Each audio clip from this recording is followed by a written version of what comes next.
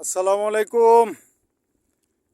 মুন্সিগঞ্জ নয়া কক্সবাজার বড় প্রকল্প থেকে সবাইকে জানাই এই মধ্যাহ্নের শুভেচ্ছা। দীর্ঘদিন পর আজ বড় প্রকল্পে আসলাম একটু দেখার জন্য। সাথে আছে ডাক্তার কৃষ্ণকমল সরকার, আমি মানিক মিয়া। আপনারা আমাদের জন্য দোয়া করেছেন, আলহামদুলিল্লাহ বেশ ভালো আছে আমাদের বড় প্রকল্পের ধান চাষ। মাঝে মাঝে কিছু পোকার আক্রমণ দেখা যায়। এগুলো কি পোকা, যারা বিশেষজ্ঞ আছেন আপনারা একটু বলবেন। মাঝে মাঝে এমন পোকা দেখা যায় খেতে, বেশ কিছু জায়গায় এই পোকাগুলো আছে। এগুলো আমাদের ধানের কি ক্ষতি করতে পারে এবং এগুলো প্রতিরোধের জন্য কি দেওয়া প্রয়োজন, সেটা যারা বিশারদ আছেন কৃষি বিষয়ক বন্ধুবান্ধব আপনাদের কাছে প্রত্যাশা। কারণ ক্ষেতের বেশ অনেক জায়গায় এই পোকাটার আক্রমণ দেখা যাচ্ছে। এটা কি ক্ষতি করছে না উপকার করছে তা তো আর আমরা জানি না। এজন্য আপনাদের পরামর্শ প্রত্যাশা করছি। অনেক গাছের পাতার মধ্যে একদম ডগায় দেখা যায় এরকম পোকা বেশ ছড়িয়ে আছে। অন্যান্য বালা মুসিবত থেকে এখনও আমরা নিরাপদ আছি, ভালোই আছে আলহামদুলিল্লাহ। আমাদের রোপা বোরোর পাশ দিয়ে আমরা হেঁটে যাচ্ছি।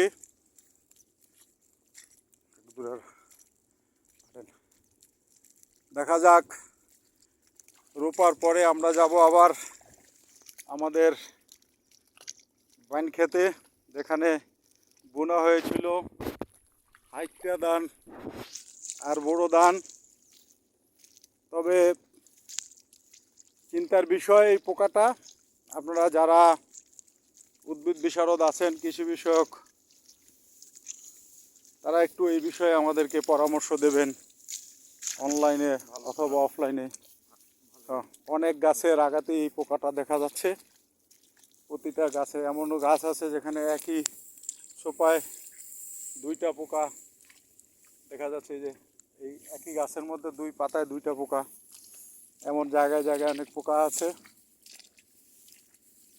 এগুলো সাদা পাখনাওয়ালা, উড়ে যায় এক গাছ থেকে আরেক গাছে বসে। অবশ্য হিউম্যান ডাক্তার কৃষ্ণকমল সরকার বলতেছে এগুলো তেমন কোনো ক্ষতিকর পোকা না। তো আমরা বিষয়টা যারা কৃষি বিষয়ক আছেন, কৃষি বিশেষজ্ঞদের পরামর্শ প্রত্যাশা করছি, যারা এ বিষয়ে বিশেষভাবে অভিজ্ঞ তাদের কাছে। আমরা এখনও রোপা ক্ষেতের মধ্যেই আছি আলহামদুলিল্লাহ। ধান আমাদের কোমর ছাড়িয়ে আছে, ধানের পাতার মাথা গোছাও ভালো আছে। মাঝে মাঝে দু একটা ঘাসও লক্ষ্য করা যায়। হ্যাঁ, দিক কাটা পোকার আক্রমণ মনে হয়। হ্যাঁ, এই যে এখানে কিছু দিক কাটা পোকা মনে হয় আক্রমণ করেছে। এখানে দেখা যায় দিক কাটার ফলে মরে গেছে। এটা হচ্ছে আমাদের বাইন ক্ষেত। বাইন ক্ষেতের ধান এই যে ছিটানো শুরু হয়েছে, গলার থোর। এই মুহূর্তে যদি দিক কাটা পোকা আক্রমণ করে তাহলে আমাদের জন্য মারাত্মকভাবে ক্ষতিগ্রস্ত হবে। এই যে একটা ধান, এই যে এটা দেখা যাচ্ছে দিক কাটা পোকায় কেটে ফেলেছে। এই বিষয়টা একটু আমরা পরামর্শ প্রত্যাশা করব। দিক কাটা পোকা এইভাবে খেয়ে ফেলেছে। এই যে এখানে দেখা যায় যে আরেকটা ইয়েতে তিনটা, একটা গোছার মধ্যে তিনটা ধানেরই ডিগ নাই। আমরা এই যে দেখা যাচ্ছে তিনটা ধান একই গোছার মধ্যে। এবং এখন এই মুহূর্তে ধানের যেখানে ছোর, গলায় থোড় এবং আস্তে আস্তে ধানের বের হচ্ছে, এই মুহূর্তে দিক কাটা পোকার আক্রমণ আমাদের বুড়ো প্রকল্পের জন্য যথেষ্ট ক্ষতির কারণ হয়ে দাঁড়াবে। সেজন্য এই পোকার আক্রমণ থেকে এই মুহূর্তে কোনো ব্যবস্থা নেওয়া যায় কি না, যেহেতু ইতিমধ্যে ধান বের হচ্ছে। আমরা দেখতে পাচ্ছি যে বেশিরভাগ বাইন ক্ষেতের বেশিরভাগ ধানেই অলরেডি গলায় থোর বা কখনো থোর থেকে ধানের শীষ বের হয়ে এসেছে।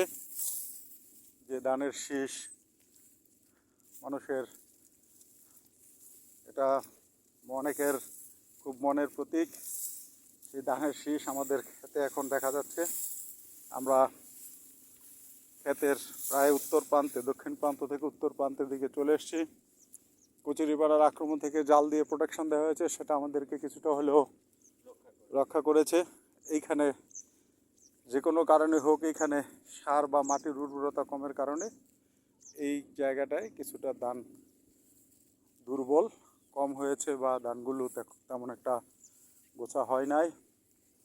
আমাদের আলহামদুলিল্লাহ আপনাদের দোয়ায় বাকি সব ভালো আছে। এখন আমরা মাঝে মাঝে যে জিনিসটা দেখলাম, এই যে এখানে একটা দিক কাটা পোকার আক্রমণে আমাদের বেশ কিছু ধান ক্ষতিগ্রস্ত হয়েছে। আইন ওটি অন্য অন্য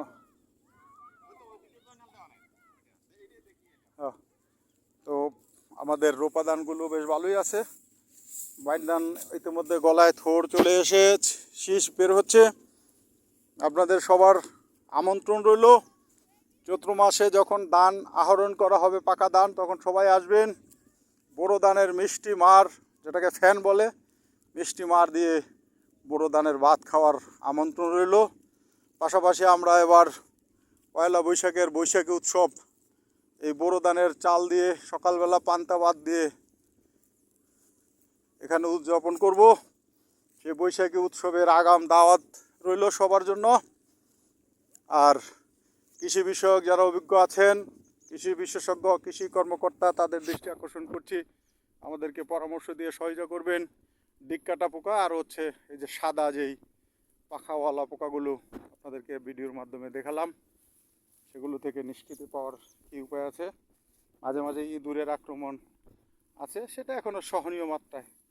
আমরা সবাইকে শুভেচ্ছা জানাচ্ছি। ইতিমধ্যে এটা আমরা বোরো ধানের বাইন খেতে চলে আসছি।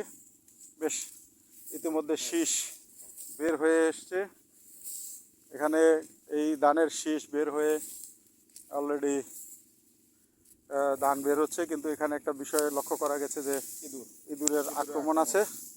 তো আপনাদের সবার সহযোগিতা, দোয়া প্রত্যাশা করছি। সবাইকে ধন্যবাদ। আসসালামু আলাইকুম।